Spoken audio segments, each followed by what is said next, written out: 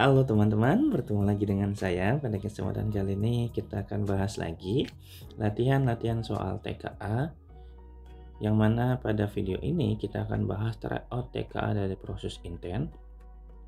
Dan ini adalah video part ketiga ya teman-teman. Jadi bagi teman-teman yang belum menonton untuk part 1 dan part 2-nya, silakan boleh menonton terlebih dahulu agar informasi yang didapat itu tidak terpotong-potong dan secara total ya. Baik, kita langsung ke soalnya saja. Sebelum memulai, saya ingatkan teman-teman siapkan terlebih dahulu alat tulis dan bukunya ya, biar nanti kita sama-sama mengerjakan latihan soal yang ini, agar apa yang saya lakukan dan teman lakukan itu lebih nyambung daripada hanya menonton video. Karena ketika hanya menonton video, nanti informasi yang diberikan tidak didapatkan dengan lebih baik dibandingkan dengan melakukan bersama-sama dengan saya, gitu ya. Kita langsung ke soalnya saja. Bayangan segitiga ABC dengan A sama A-nya 2,1, B-nya itu 6,2, C-nya 5,4 dicerminkan terhadap sumbu Y dan dilanjutkan dengan rotasi 0,90 di sudut 0,0 dan alfanya 90 derajat. Oke, untuk menyelesaikan soal ini, kita bisa mulai dari pencerminan terhadap sumbu Y terlebih dahulu. Pencerminan terhadap sumbu Y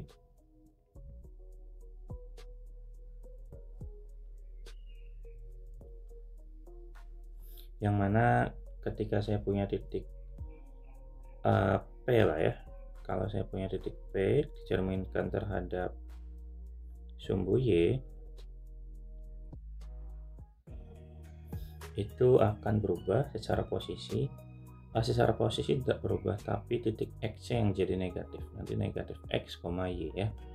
Jadi kalau saya punya titik A nya di 2,1, kalau dicerminkan terhadap sumbu Y, maka A aksennya akan menjadi negatif 2,1 gitu ya. Begitu juga dengan titik B teman-teman. Kalau saya punya titik B nya 6,1, maka pencerminan dari terhadap sumbu Y untuk titik B itu berubah menjadi hasilnya negatif 6,1. Titik C juga sama, dari 5,4 ketika saya cerminkan terhadap sumbu Y, maka C-nya akan menjadi, bayangan C-nya menjadi negatif 5,4 gitu ya. Dan setelah itu titik-titik yang kita cerminkan tadi kita rotasikan teman-teman, rotasikan untuk sudut 0,0 di 90 derajat. Jadi kalau misalkan di sini tidak disertakan arahnya berlawanan atau arah jarum jam, maka kita anggap dia berlawanan arah jarum jam ya.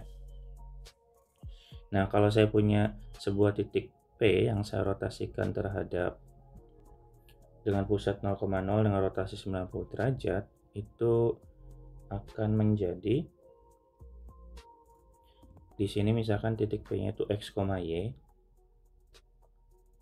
Nah, X, Y-nya itu akan menjadi P aksennya ya.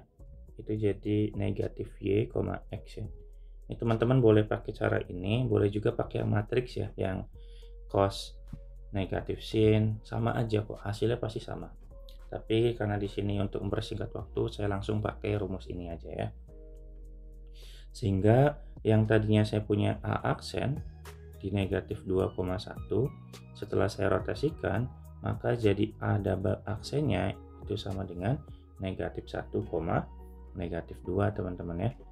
Nah, kalau B aksennya yang awalnya negatif 6,1, jadi nanti B double aksennya itu sama dengan negatif 1, negatif 6. Dengan cara yang sama, C juga sama ya, yaitu negatif 5,4. Kita rotasikan, maka C double aksennya sama dengan negatif 4, negatif 5. Jadi setelah kita lihat berdasarkan opsi jawaban, maka jawaban yang tepat ada di pilihan yang A ya teman-teman ya. Gitu ya. Saya rasa gampang untuk nomor 21, kita lanjut nomor 22. Jika diketahui sin X sama dengan A dan X merupakan sudut tumpul, nilai dari sek X adalah berapa? Oke. Nah, untuk menyelesaikan soal ini, kita punya karena sin X-nya sama dengan A, maka coba kita gunakan identitas trigonometri, teman-teman. Gunakan identitas trigonometri. Yang mana identitas trigonometri itu berbunyi, kalau saya punya sin kuadrat X ditambah cos kuadrat X, pasti nilainya sama dengan 1. Karena kita punya sin kuadratnya dan kita yang ditanyakan itu sekan itu kebalikan cos, maka kita ubah cos kuadrat X-nya, kita pindahkan sinnya, maka jadi 1 dikurangi sin kuadrat X. Nah, tinggal kita substitusi aja, teman-teman, nilainya dari sinnya. Cos kuadrat X sama dengan 1 dikurangi sinnya, kita ganti dengan A, berarti A kuadrat ya. Sehingga karena ini akar, ini pangkat, kita jadikan akar ya, jadinya nanti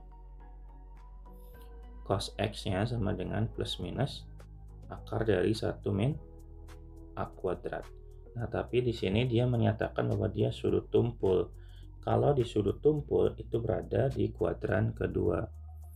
Sudut tumpul itu artinya dia ada di kuadran kedua. Karena di kuadran kedua cos itu negatif, maka nilai cos X-nya itu sama dengan negatif 1 min A pangkat 2 diakarkan ya. Nah, pertanyaannya itu bukan cos, teman-teman, tapi sekan. Sekan itu merupakan kebalikan dari cos. 1 per cos itu sama dengan sekan. Sehingga kita substitusi 1 dibagi negatif akar dari 1 min A kuadrat. Itu sama dengan negatif 1 per akar 1 min A kuadrat. Sehingga jawaban yang tepat adalah yang E, teman-teman ya. Yang ini. Gitu. Itu untuk nomor 22. Kita lanjut nomor 23. Seorang anak tingginya 1,55 meter, berdiri pada jarak 12 meter dari kaki tiang bendera. Ia melihat puncak dengan tiang bendera dengan sudut 45 derajat dengan arah mendatar. Maka tinggi tiang bendera itu adalah, oke, kita coba ilustrasikan terlebih dahulu ya. Misalkan di sini seorang anak berdiri ya dengan tinggi 1,55 meter. Kemudian dia melihat puncak bendera sini ya. Misalkan ini benderanya.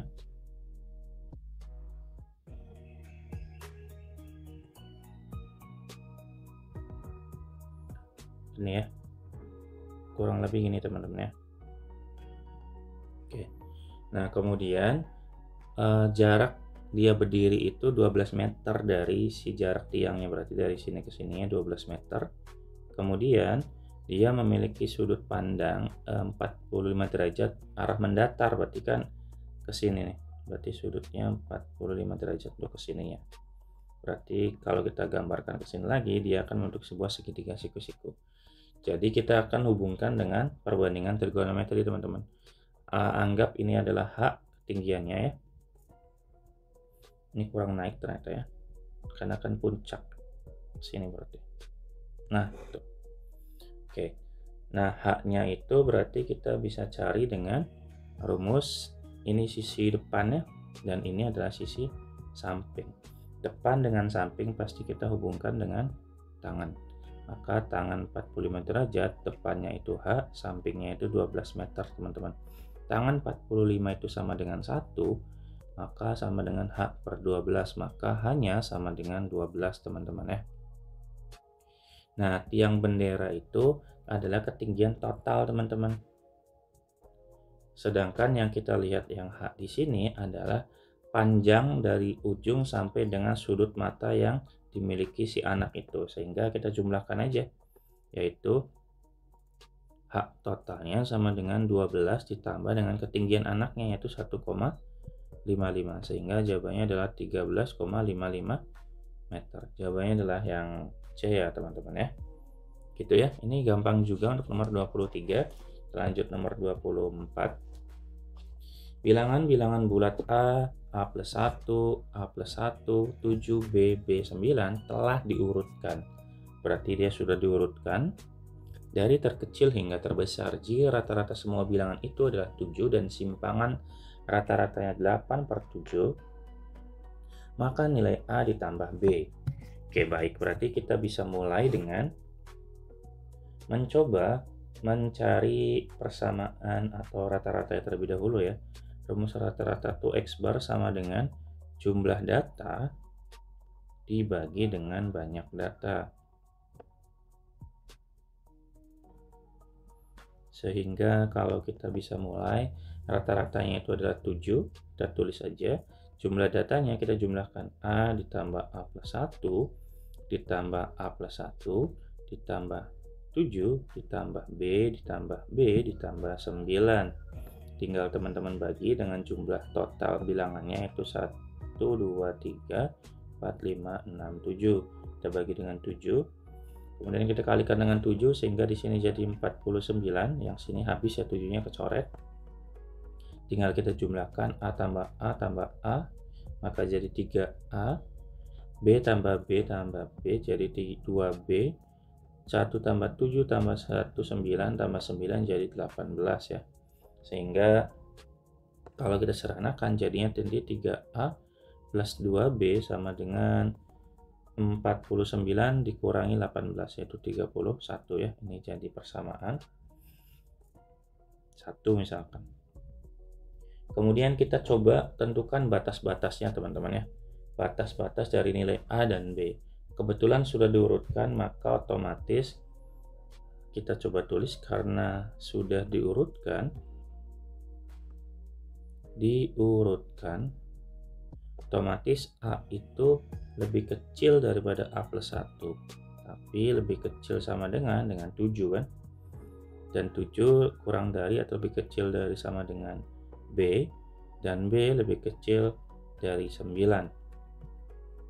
Itu jadi kita bisa mulai dari A plus 1 kurang dari 7 dulu ya.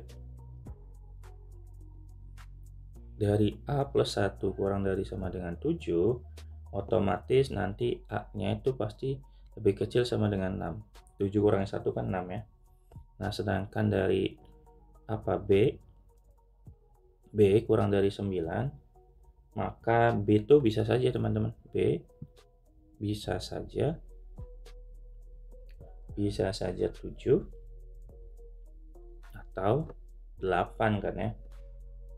Tapi karena sudah diurutkan dan A plus 1-nya kurang dari sama dengan 7, maka pasti B itu ya B juga lebih dari sama dengan 7 ya. Pasti ya, kalau nggak 7 pasti 8 lah intinya. Nah, tinggal kita cari nilai A dan B-nya. Mencari A dan B. Mencari A dan B-nya gimana? Mencari A dan B-nya itu kita pakai cara coba-coba aja teman-teman ya. Karena kebetulan simpangannya sudah ada, simpangan rata-ratanya, maka kita bisa coba untuk A sama dengan 5 dan B-nya berapa ya? Ini dulu deh. A-nya sama dengan 5 dulu. Kita dapat B-nya enggak? Kalau A-nya sama dengan 5, kita masukin ke sini. Yaitu 3A ditambah 2B sama dengan 31. Kalau A-nya 5, dapat dari mana sih 5 tuh? Dapat dari tadi perkiraan si A-nya. Perkiraan si A-nya tuh kurang dari sama dengan 6 kan. Bisa jadi 6, bisa juga 5, maka tapi saya coba untuk yang 5 dulu. Kalau 5 tidak memenuhi, maka coba untuk 6. Kalau 6 tidak memenuhi, coba lagi bilangan-bilangan yang lainnya gitu loh. Sehingga kita bisa coba hitung ya. Di sini 3 kali 5 itu 15. Ini berarti 2B sama dengan 31, sehingga 2B-nya sama dengan 31 dikurangi 15 yaitu 16. Maka B-nya sama dengan 8 ya. Dari sini B-nya memenuhi teman-teman ya. Dari perkiraan yang ini, B-nya bisa lebih dari sama dengan 7. Oke, tapi belum cukup tuh. Nilai dari B itu apakah cukup atau tidak untuk menjawab pertanyaan, sehingga kita cek simpangan rata-ratanya. Untuk mencari simpangan rata-rata itu kita kurangkan data dengan rata-rata kemudian dijumlahkan bagi dengan frekuensinya. Artinya nanti kita kurangi si A itu, A dikurangi si rata-rata, kemudian ditambah A plus 1 dikurangi rata-rata, gitu ya. Sampai seterusnya, sampai dengan 9 dikurangi rata-ratanya, dibagi dengan N-nya atau banyak datanya 7 teman-teman ya. Nih kita masukin ini. Ini untuk A dikurangi rata-rata, A plus 1 kurangi rata-rata, A plus 1 kurangi rata-rata. Sehingga karena kita udah tahu nilai si A-nya itu sama dengan 5 dan B-nya sama dengan 8, maka bisa kita substitusi aja langsung ya. Kita substitusikan, berarti A-nya itu 5 dikurangi 7 ya, maka kita tulis dulu aja 5 dikurangi 7, kemudian ditambah A plus 1 berarti 5 tambah 1 6, 6 dikurangi 7, 7 dari mana? 7 dari rata-rata teman-teman, rata-ratanya kan udah dapat dari soal ya. Oke, berarti tinggal kita lanjut, ini juga sama ya, 6 dikurangi 7, kemudian 7 kurang 7, kemudian 8 kurang 7, 8 dari mana? Kan dari B, B nya 8 kan, berarti B itu 8 kurang 7, 8 kurang 7, dan yang terakhir adalah 9 kurangi 7 teman-teman ya. Jangan lupa dibagi dengan banyak data itu 7, sehingga kalau kita hitung 5 kurangi 7 itu 2, tapi karena adalah mutlak pasti positif, ini 2 tambah 1 tambah 1, kemudian tambah 0 tambah 1 tambah 1 tambah 2 ya, 9 kurangi 7 kan 2, dibagi dengan 7, sehingga kalau kita hitung 2 tambah 1 3, 4, 5, 6 tambah 2 8, 8 per 7. Nah setelah kita coba mengganti nilai A nya dengan 5, dapat nilai B. Nah kita substitusikan, ternyata hasilnya 8 per 7, 8 per 7 sesuai dengan pernyataan soal teman-teman, sehingga A ditambah B nya sama dengan A nya 5, B nya 8. Kalau kita hitung jadi sama dengan 13. Jawabannya adalah yang D ya. Gitu ya teman-teman ya. Jadi untuk nomor 24 nggak terlalu susah sih sebetulnya, cuman mungkin agak panjang sedikit aja. Gitu ya. Kita lanjut soal berikutnya. Nilai rata-rata matematika di suatu kelas yang jumlah siswanya 22 orang adalah 5 dengan jangkauan 4. Jika nilai siswa yang paling rendah dan yang paling tinggi tidak disertakan, maka nilai rata-ratanya berubah menjadi 4,9. Nilai siswa yang tertinggi adalah Oke, berarti di sini kalau kita lihat jumlah siswa ya. Jumlah siswa sama dengan 22, kemudian rata-ratanya itu sama dengan 5. Kemudian berarti kalau total nilai awal itu berarti kita kalikan ini ya teman-teman, kita kalikan aja nilai awalnya 22 dikali dengan 5 sama dengan 110. Kemudian setelah dikurangi 2 anak, tahu dari mana dikurangi 2 anak? Kan dikurangi siswa yang paling rendah dan paling tinggi, berarti kan dikurangi 2 anak ya. Setelah dikurangi 2 anak, maka jumlah siswanya itu kan berarti berkurang ya. Jumlah siswanya sekarang jadi 20, rata-ratanya kalau dari soal berubah menjadi 4,9. Jadi total nilai dulu ya, total nilai setelah dikurangi 2 anak,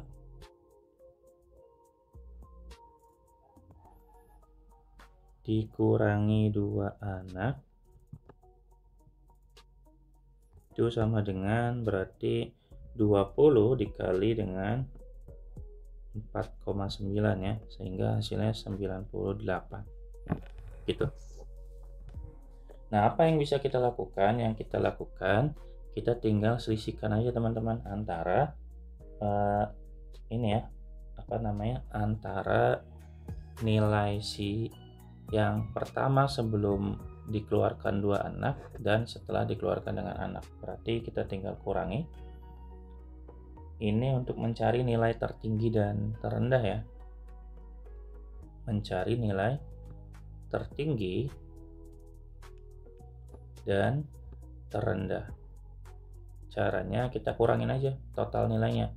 Itu 110 dikurangi 98. Nilainya sama dengan 12 ya teman-teman ya.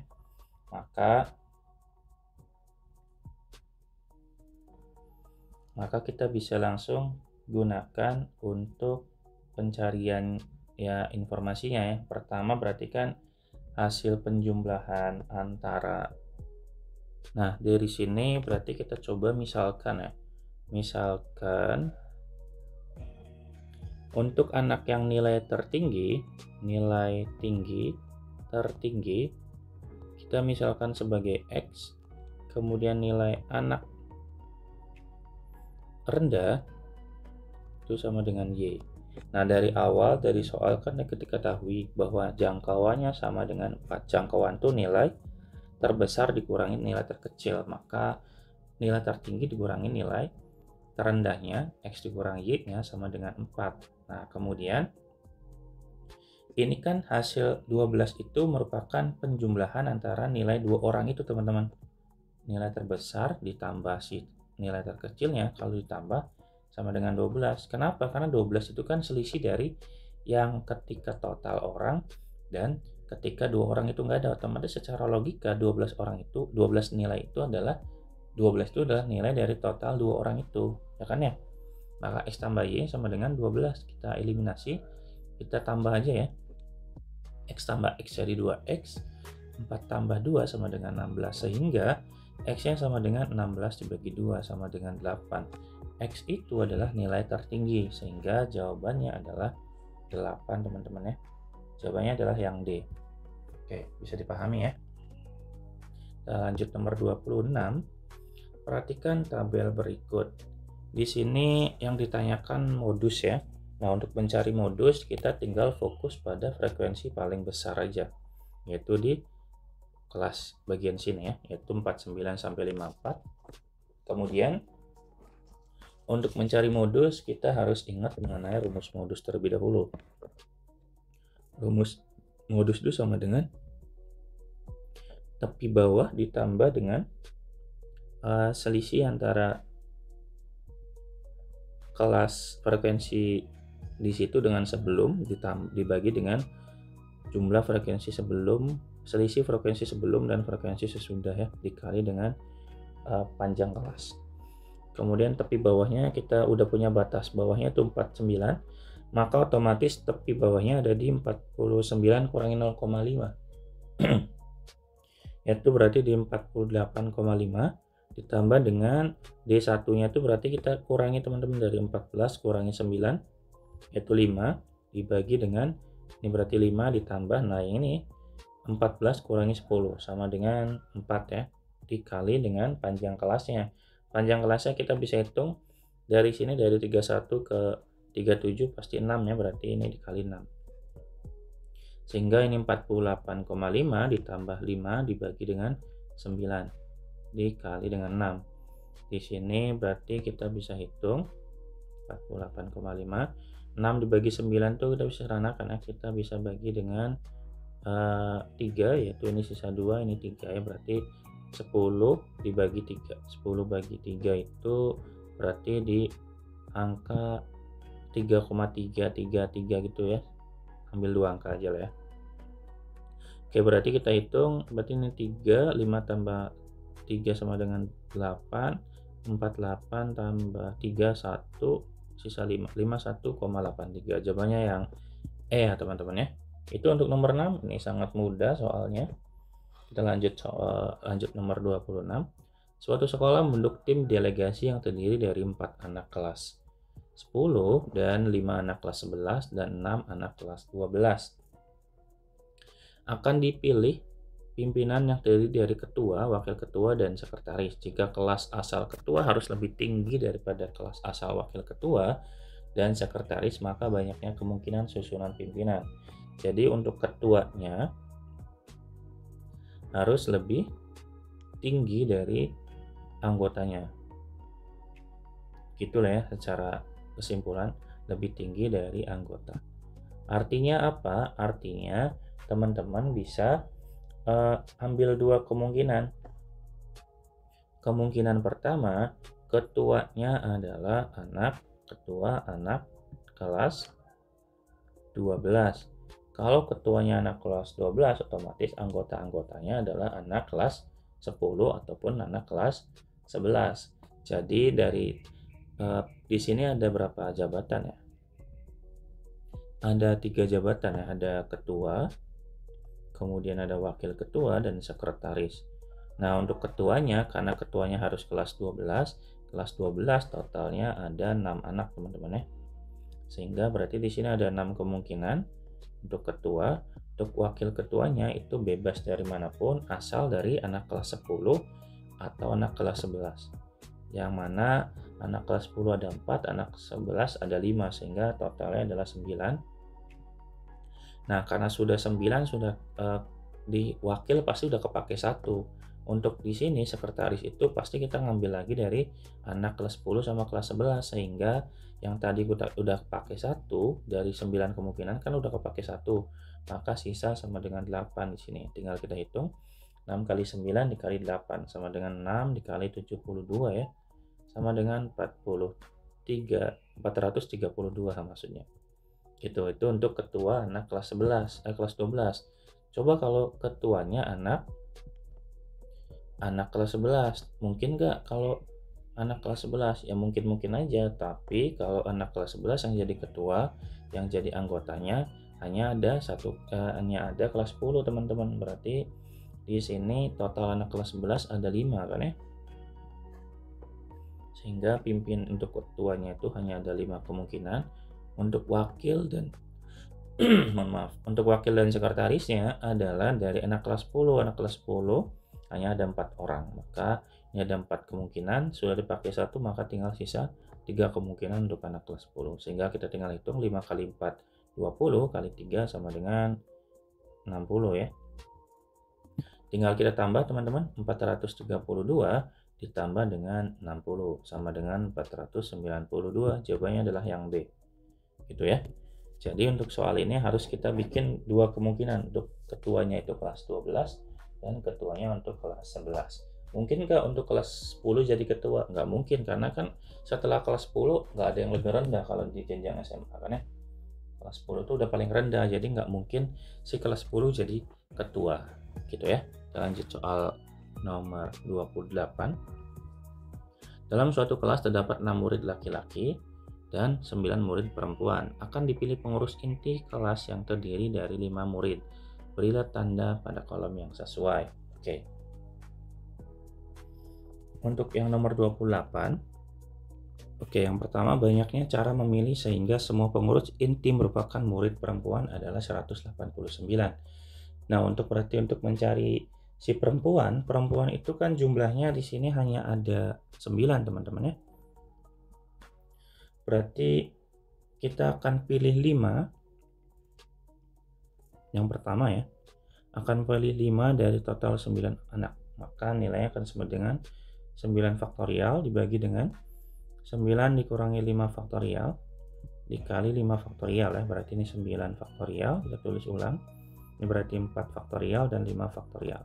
9 faktorial itu ada perkalian yang menurun ya, maka nanti 9 kali 8 kali 7 kali 6 dan kali 5 faktorial dibagi dengan 4 faktorial dan 5 faktorial.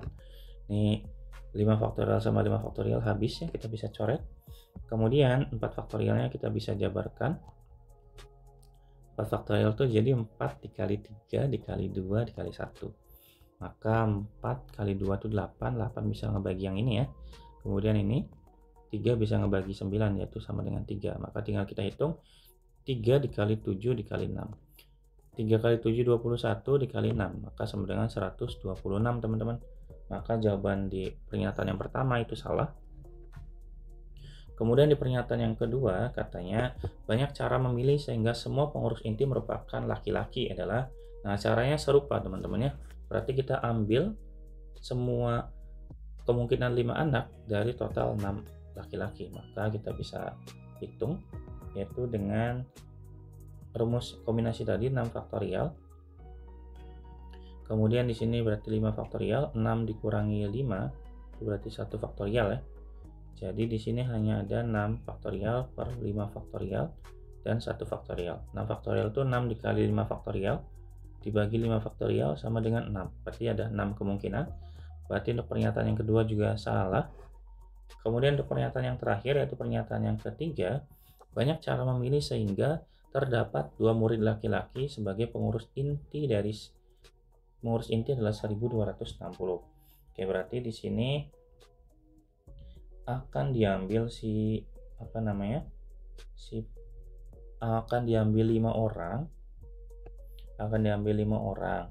Nah, si duanya itu harus laki-laki, berarti kan ini kan komposisinya tuh berarti 2 laki-laki ditambah dengan 3 perempuan ya, sehingga kita bisa ambil 2 dari laki-laki itu 6 dikali dengan, di sini harusnya dan aja ya, biar nanti teman-teman nggak bingung kenapa dikali kan ya. Karena kondisinya itu berbarengan, maka harus kita kalikan dengan kita ambil 3 dari 9 ya. Selanjutnya berarti tinggal 6 faktorial per 6 kurangi 2 itu 4 faktorial dibagi 2 faktorial. Ini berarti 9 faktorial dan 9 kurangin 3 itu 6 faktorial dikali 3 faktorial. Kita bisa coret ini teman-teman. 6 faktorial sama 6 faktorial kan habis. Maka tinggal kita tulis aja 9-nya jadi 9 kali 8 kali 7 kali 6 kali 5 kali 4 faktorial dibagi dengan 4 faktorial kali 2 faktorial kali 3 faktorialnya kita ubah 3 kali 2 kali 1. Nah, 4 faktorialnya kita bisa coret. Tinggal kita hitung. Kemudian 3 kali 2 itu 6, ini juga bisa kita coret. Dan ini juga bisa kita coret. Ya 8 itu bagi 2 bisa ya, sama dengan 4. Maka jadinya 9 dikali 4 dikali 7 dikali dengan 5. 9 kali 4 itu 63 ya teman-teman ya. Kemudian 4 kali 5 sama dengan 20, sehingga kita kalikan 126 1260. Sehingga jawaban di nomor yang bagian ketiga itu benar ya. Nanti timbul pertanyaan, Kak, kenapa kita pakainya kombinasi? Kenapa kita pakai kombinasi bukan permutasi? Karena di sini kita tidak perlu urutannya bagaimana, karena kan yang kita akan ambil tuh yang penting jumlahnya aja. Nggak penting tuh siapa-siapanya. Yang mana si murid laki-laki A, B, C dengan BC itu sama aja. Jadi nggak ada urutan yang penting, sehingga karena nggak ada urutannya maka kita harus pakai kombinasi. Dan biasanya soal-soal yang menggunakan kombinasi ini biasanya adalah soal-soal yang begini ya teman, memilih pengurus dan sebagainya, itu tidak perlu urutan. Beda halnya dengan memilih seorang ketua, wakil, dan sekretaris, itu ada urutannya. Jadi harus pakai permutasi atau filling slot gitu ya. Bisa dipahami ya. Kita lanjut nomor 29. ABCD akan berfoto bersama secara berdampingan. Peluang A dan B selalu berdampingan adalah, untuk menyelesaikan soal ini soal mudah ya teman-teman ya. Di sini kita punya A, B, dan C serta D. A dan B kita anggap sebagai satu entitas atau satu kelompok. Sehingga untuk mencari bagaimana mereka berfoto, tinggal kita hitung ada tiga kemungkinan. Yang pertama itu kan otomatis dari ini kan ada 3 kemungkinan. Kemungkinan yang ini berarti ada 3 faktorial. 3 faktorial maka sama dengan 3 faktorial itu 6 ya. Nah, jangan lupa urutan antara AB dengan BA itu beda. Artinya maka kita kalikan dengan 2 si nilai dari faktorialnya. Kita kalikan dengan 2. 2 dari mana? Dari urutan si AB dengan BA. Maka 6 dikali 2 sama dengan 12 ya. Itu NA-nya. Kemudian kita tinggal cari peluangnya. Untuk mencari peluang itu NA dibagi NS-nya. NA-nya kita udah dapat 12, NS-nya itu adalah kita ambil dari semua kemungkinan, yaitu 4 faktorial. Kita bagi 4 faktorial. 12 per 4 faktorial itu 4 kali 3 kali 2 kali 1 sama dengan 12 dibagi 24 sama dengan setengah ya teman-teman. Jawabannya adalah yang D. Oke, kita lanjut di soal terakhir. Pada sebuah toko seluler terdapat 10 telepon genggam dalam kondisi baik dan 2 telepon dalam keadaan kondisi rusak. Dalam satu kemasan, untuk mendapatkan telepon genggam yang rusak, dilakukan pengujian dengan cara mengambil dan menguji satu persatu secara acak tanpa pengembalian. Peluang diperoleh 2 telepon genggam rusak pada pengujian yang pertama adalah berarti di sini kan ada 10 telepon dalam kondisi baik ya, ini berarti B, dan 2 dalam kondisi rusak, yang mana berarti totalnya ada 12 teman-teman ya.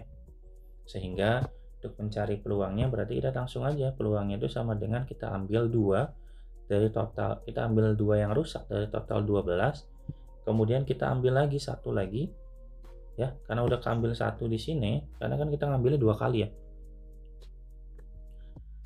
satu persatu ya. 2 telepon genggam rusak, 2 pengujian yang pertama, berarti ambil 2 dari 12. Nah, kalau sudah diambil 2, karena kita mau ambil lagi yang rusak gitu loh. Karena yang rusak sudah keambil 1, otomatis peluangnya tinggal 1 dari total. Jangan 12 totalnya, karena udah keambil 1 lagi, maka totalnya juga berubah jadi sama dengan 11. Sehingga tinggal kita hitung 2 kali 1 jadi 2, 12 kali 11 sama dengan 132. Disederhanakan 2 bagi 2 1, 132 bagi 2 sama dengan 66. Jawabannya adalah yang C ya teman-teman ya. Jadi peluangnya sangat kecil, yaitu 1 per 66. Jadi teman-teman, itu adalah video terakhir untuk part ini, yang mana ini merupakan latihan soal dari tryout process intent. Jadi teman-teman silahkan ditonton juga untuk video 1 dan video 2-nya, sehingga informasi yang didapatkan tidak terpotong-potong bagi mereka atau teman-teman yang belum menonton ya. Jangan lupa teman-teman untuk dukung channel ini dengan like, subscribe, dan jangan lupa juga untuk komen, kasih tahu saya informasi apa yang tadi saya miss. Barangkali saya salah tulis atau saya salah ngasih informasi, teman-teman ingatkan di kolom komentar ya. Jangan lupa juga untuk tanya kalau misalkan belum dipahami dengan baik. Saya pamit dan dadah.